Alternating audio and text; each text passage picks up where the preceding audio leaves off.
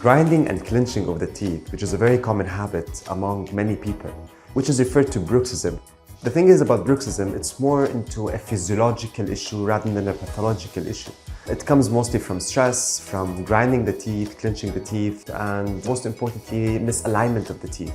And this can cause an adverse effect on the TMJ. And by preventive measures, again, we go for night guard, a routine follow-up.